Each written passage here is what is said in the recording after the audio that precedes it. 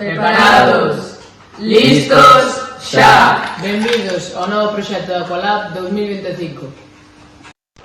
Hoxe imos ver como funcionan os sensores. Quero que pensedes nunha persoa que está nunha habitación e sente frío.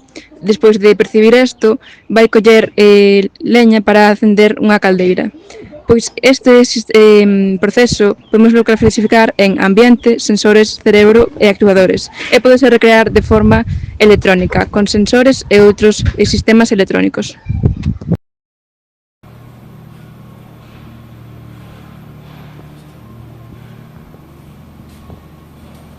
Cando falamos de monitorización ambiental, podemos basarnos no que nós percibimos, como pode ser seco mollado ou quente frío, ou podemos utilizar os sensores electrónicos.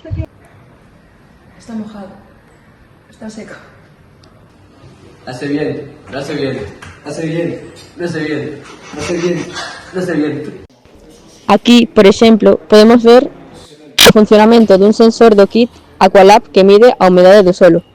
Cando falamos do proceso da información, podémonos fiar do noso cerebro, que normalmente é un pouco caótico, ou do funcionamento dun Arduino, que xa explicaremos como funciona.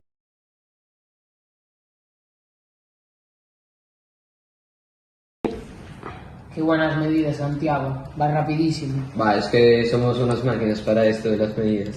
Es verdad. Chicos, está desconectado. Ah. Y ahora tomando medidas para nada. Ay, ay, ay, ay, ay.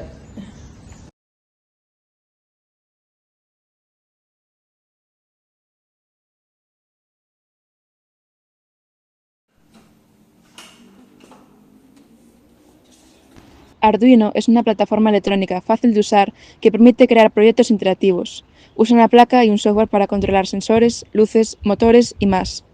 Ideal para aprender programación y electrónica.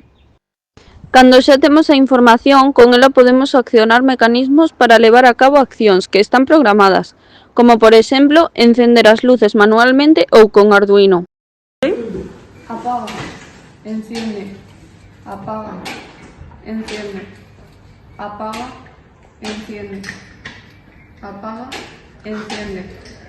O que fixamos nós para programar o LED foi emplear o programa Arduino cun exemplo de código para poder encendelo e tamén non conectes a corrente directamente porque explota. Ata aquí o noso proxecto. Esperamos que vos gustase. Chao. Chao.